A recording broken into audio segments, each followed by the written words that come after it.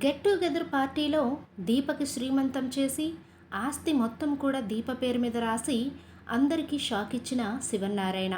ఇది ఎలా జరగబోతుంది అనుకుంటున్నారా? ఇంకా ఆలస్యం ఎందుకు? ఈ వీడియోనైతే పూర్తిగా చూడండి. కార్తీక దీపం సీరియల్లో ముందుగానే మీరు తెలుసుకోవాలి అనుకుంటే ఏం జరగబోతుందో మన ఛానల్ని అయితే సబ్స్క్రైబ్ చేసుకోండి. అందరూ చూస్తున్నారు కానీ ఛానల్ని అయితే సబ్స్క్రైబ్ చేసుకోవటం లేదు. రోజు ఇలాంటి వీడియోస్ కోసం ఛానల్ని అయితే తప్పకుండా సబ్స్క్రైబ్ చేసుకోండి. ఎపిసోడ్లోకి వెళ్ళిపోతే ఇంకా గెట్ టుగెదర్ పార్టీలో అందరూ కూడా ఎదురు చూస్తూ ఉంటారు. ఏంటి, జ్యోత్స్న సడన్గా గెట్ టుగెదర్ పార్టీ పెట్టింది, ఏం సర్ప్రైజ్ ఇవ్వబోతుంది అని చెప్పేసి ఆలోచించుకుంటూ ఉంటారు అందరూ కూడా. అప్పుడే ఇంకా శివన్నారాయణ అందరికీ కూడా షాక్ ఇస్తూ ఉంటాడు. ఎందుకంటే శివన్నారాయణ ఆల్రెడీ ఎవరికీ తెలియకుండా డాక్టర్ హారిక ద్వారా నిజమైతే తెలుసుకుంటాడు. దీపే తన నిజమైన మనవరాలు అని, దీపే ఆస్తి మొత్తానికి కూడా ఏకైక వారసురాలు అనే నిజాన్ని శివన్నారాయణ ఆల్రెడీ డాక్టర్ ద్వారా తెలుసుకుని ఉంటాడు. కానీ ఎవరిని అడగడు, ఎవరికి అయితే ఆ విషయం గురించి చెప్పడు. సడన్గా ఇంకా గెట్ టుగెదర్ పార్టీ అయిపోయిన తర్వాత అందరికీ ఒక అనౌన్స్మెంట్ చేస్తున్నాను. ఈరోజు నా మనవరాలు, అదే కార్తీక్ భార్య అయిన దీపకి నేను ఈ గెట్ టుగెదర్లో శ్రీమంతం చేయబోతున్నాను అని అనౌన్స్ చేసేసరికి ఒక్కసారి అందరు కూడా సర్ప్రైజ్ అయిపోతూ ఉంటారు. కానీ జ్యోత్స్నకు మాత్రం దిమ్మ తిరిగిపోతూ ఉంటుంది. ఏంటి, నేనేమో దీపను చంపేద్దాము అని గెట్ టుగెదర్ పార్టీ ఏర్పాటు చేస్తే తాతేమో గెట్ టుగెదర్లో దీపకి శ్రీమంతం చేస్తానంటున్నాడేంటి, అసలు తాతకి అంత ఆలోచన ఎలా వచ్చింది అని చెప్పి జ్యోత్స్న అయితే అనుకుంటూ ఉంటుంది. ఇంకా కాంచన అలాగే దశరథ, సుమిత్ర అందరూ కూడా చాలా సర్ప్రైజ్గా ఫీల్ అవుతూ ఉంటాడు. మరదలా, ఏంటి మీ తాత ఉన్నట్టుండి శ్రీమంతం అంటున్నాడు, తాత మనవరాళ్ళు కావాలనేం ప్లాన్ చేయలేదు కదా అంటూ ఉంటాడు కార్తీక్ అయితే. బావా, నాకేం తెలియదు బావా, ఇప్పుడు తాత చెప్పేంత వరకు కూడా అని అనేసరికి ఇంకా కార్తీక్ అయితే సైలెంట్గా ఉండిపోతూ ఉంటాడు. అప్పుడే ఇంకా శివనారాయణ, అమ్మ దీప ఇలా రామ్మ, ఇదిగో నేను నీ కోసం కొన్న చీర, ఈ చీరను కట్టుకొనిరా, నీకు అందరి మధ్యలో కూడా శ్రీమంతం చేసి ఒక గిఫ్ట్ అయితే నీకు ఇవ్వబోతున్నాను అని అందరి ముందు కూడా శివనారాయణ అనౌన్స్ చేస్తాడు.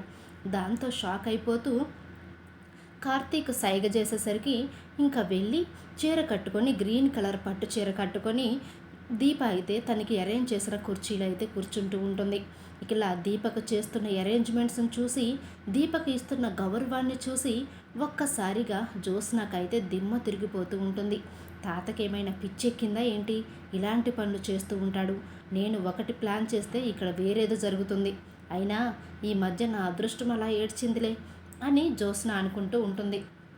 ఇంకా శివనారాయణ శ్రీమంతం చేసి తనకి ఒక గిఫ్ట్ అయితే ఇస్తాడు. అందరూ కూడా అక్షింతలు వేసిన తర్వాత, ఇదిగోమ్మా ఈ తాత నీకు ఇచ్చే గిఫ్ట్ ఇదే అని చెప్పేసి అనేసరికి ఇంకా దీప అయితే ఏమీ తీసుకోవాలో పేపర్, ఒక డాక్యుమెంట్ అయితే ఇస్తాడు.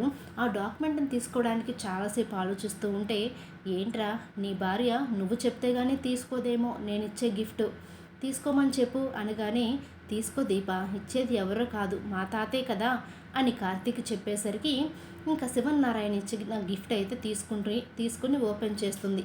కానీ దీపకు చదువు రాదు కాబట్టి, అది మొత్తం ఇంగ్లీష్లో ఉంది కాబట్టి దీపకైతే ఏమీ అర్థం కాదు. బావా, ఇందులో ఏముందో నాకు అర్థం కావటం లేదు, కొంచెం నువ్వు చదువు బావా అనేసరికి ఇంకా అందులో ఉన్న మ్యాటర్ చూసి కార్తీక్ ఒక్కసారిగా షాక్ అయిపోయి శివనారాయణ వైపు చూస్తూ ఉంటాడు.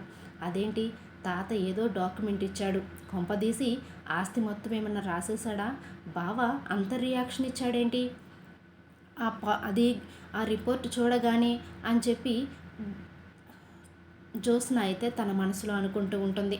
అప్పుడు ఇంకా ఏంట్రా ఆలోచిస్తావు, శివనారాయణ ఇలా అంటూ ఉంటాడు. ఎందుకు ఆలోచిస్తున్నావు, నేనేమిచ్చానో దీపకి గిఫ్ట్ అందరికీ తెలియాలి కదా, అందరిలో నువ్వే చదివి వినిపించు అనేసరికి ఈ యావదాస్తిని కూడా నా సొంత మనవరాలు అయిన దీప పేరు మీద, అలాగే దీపకు పుట్టబోయే బిడ్డ పేరు మీద రాస్తున్నాను అని కార్తీక్ చదివేసరికి ఒక్కసారిగా జ్యోత్స్న పారిజాతాలు అయితే గుండె పట్టుకుంటారు. పారిజాతం తన మనవరాలే కదని ఆనందపడుతూ ఉంటుంది. కానీ జ్యోత్స్న మాత్రం చుక్కలు కనబడుతూ ఉంటాయి జ్యోత్స్నకి. తాత ఏం చేసావు నువ్వు, నీ మనవరాలైన నాకు రావాలి కానీ ఆస్తి దీపకు రాయడం ఏంటి అని అంటూ ఉంటే జ్యోత్స్న చంప పగలగొట్టి, జ్యోత్స్న నాకు నిజం తెలుసు, ఇంకా నువ్వు నటించాల్సిన అవసరం లేదు, దీప